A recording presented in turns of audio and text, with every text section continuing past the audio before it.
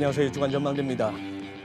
이제 7월을 마무리하고 8월로 접어드는 시기에 시장에서는 은근히 긴장하는 모습이 좀 느껴집니다.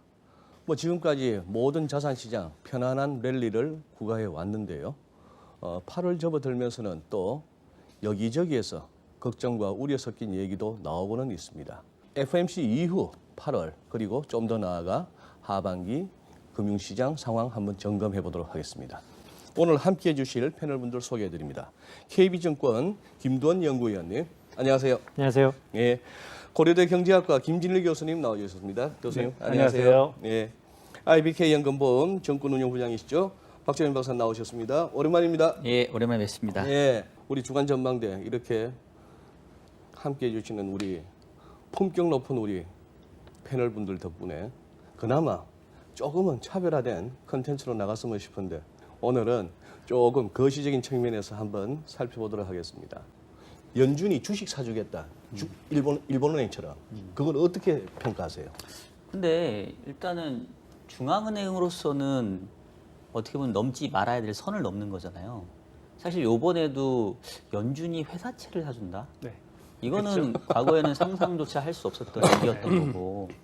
근데 이제 어떻게 보면은 우리가 금융위기 때 비전통적이었던 통화정책 수단이 요번에는 그냥 기본 옵션이 돼버렸거든요. 양적 완화 기본. 그리고 뭐 돈 푸는 거. CP까지 그냥 기본. 그렇죠. 예. 결국은 그동안 쓰지 않았던 정책들을 펼 때는 중앙은행 입장으로서는 이제 명분이 있어야 되니까. 그럼 결국은 중앙은행이 개별 주식까지 매입해주는 그런 명분을 얻으려면 정말로 지난번처럼 아주 공포감이 시장에 지배하는 시장이 다시 와야 되겠죠. 그렇기 때문에 그 얘기인즉슨 그 이전에 뭔가 시장이 충격을 받고 그 다음에 이제 고민할 남아있는 카드인 거지. 정상적인 상황에서는 그게 아니라. 그렇죠. 그거를 생각하면서 시장을 계속 좋게 본다. 요거는 오히려 조금 스텝이 안 맞는 거죠. 그래 교수님.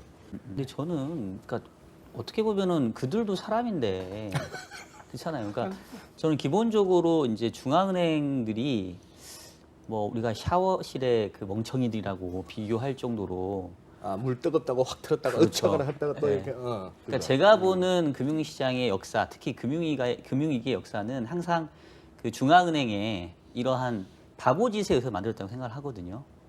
그러니까 경제를 부양시켜야 될 때 너무 과하게 돈을 풀었고 또 경제를 위축시키기 위해서 적당하게 좀 쿨다운 시켜야 되는데 또 너무 급하게 브레이크를 밟아서 항상 이런 문제가 벌어졌다고 생각하기 때문에 중앙은행에 있는 분들이 물론 이제 열심히 노력하겠지만 이제 그들도 사람이기 때문에 어느 정도는 서로 그 부분에 대해서는 이제 인정을 해야 될 것 같고 요번에 FOMC에서도 사실은 이제 한동안 중앙은행 특히 이제 연준에서는 데이터 디펜던트라는 말을 많이 해왔던 것 같거든요. 네. 뭐 제닛 옐런도 그렇고 벤 버냉크도 마찬가지. 근데 제가 요번에 FOMC 보면서 느꼈던 건 뭐냐면 이제는 코로나 디펜던트라는 얘기를 하고 있는 것 같다는 거예요. 성명서에 아예 문구가 그렇게 들어갔지 않습니까? 그렇죠. 향후 경제 경로는 바이러스에 달려 있다. 그렇죠. 어.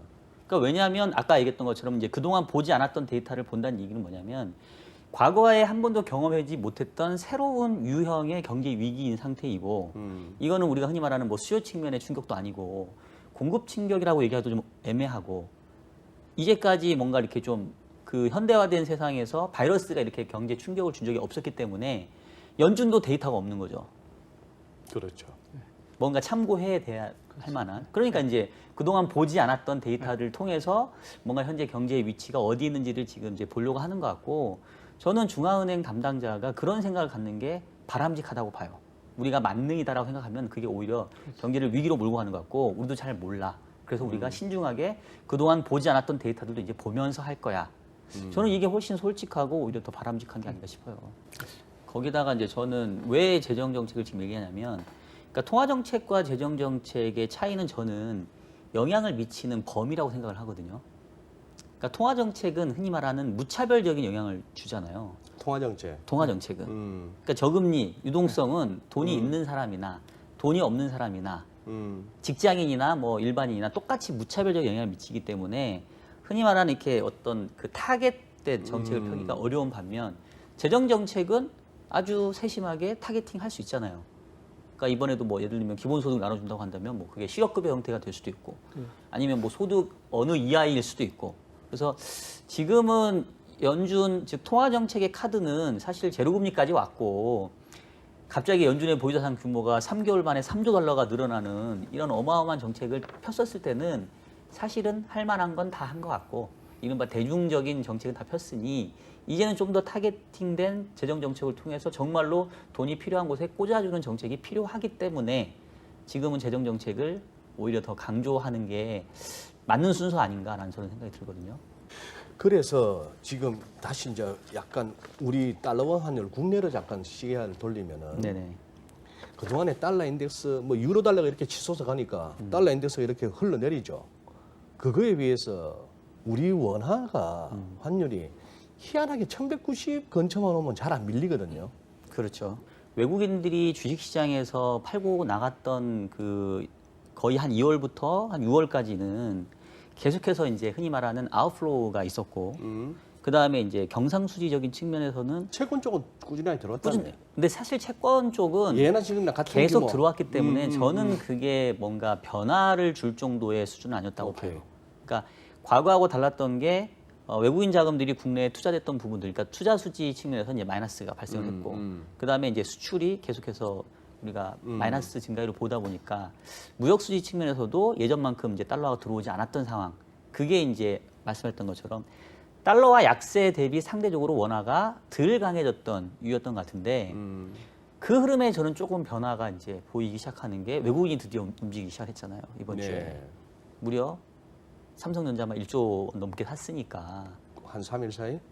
하루에만 몰려 샀었죠. 하루에만 네. 맞아. 예. 그러니까 저는 그게 그 정도의 물량이 움직인다는 얘기는 뭐 어느 정도는 그 동안에 외국인들이 국내 시장에서 적어도 주식시장에서 주식을 팔고 아웃플로우로 갔던 그런 부분들의 방향 전환 정도는 암시하는 거 아니냐. 그렇다고 한다면은 원화도 상대적으로 좀 덜 강해졌던 부분들이 이제는 강해질 수 있는 여지가 상대적으로 많이 있다라고 볼 수도 있는 것 같아요. 근데 저는 두 분의 생각하고 많이 달라요. 어떤 점에서? 저는- 인플레 부분? 저는 인플레이션이 이미 왔다고 봅니다. 자산시장에 자산 시장 그렇죠. 인플레이션은 이미 시작됐죠. 그러니까 맞아요. 인플레이션의 정의를 어떻게 하느냐가 중요한데 인플레이션의 정의는 저는 그냥 심플하게 돈의 가치가 떨어진 게 인플레이션이에요. 그죠?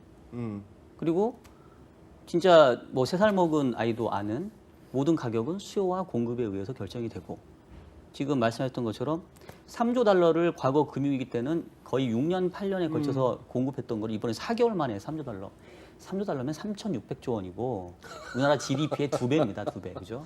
그러면 그만큼 돈이 풀렸기 때문에 돈 가치는 떨어졌는데 문제는 돈의 가치가 떨어지는 게 재화와 서비스에 따라서 저는 차별적이라고 보는 거예요.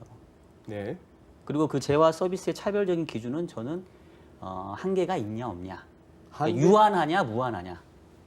그러니까 예를 들면 우리가 먹고 사는 공산품, 그 다음에 뭐 옷 이런 것들은 어떻게 보면 이제 흔히 말하는 공급 곡선의 이동, 기술의 혁명, 유통시장의 혁신, 아마존 효과 이런 것 때문에 아무리 돈이 풀려도 그쪽은 공급이 더 많아요. 그러니까 물건가 절대 안 오르죠.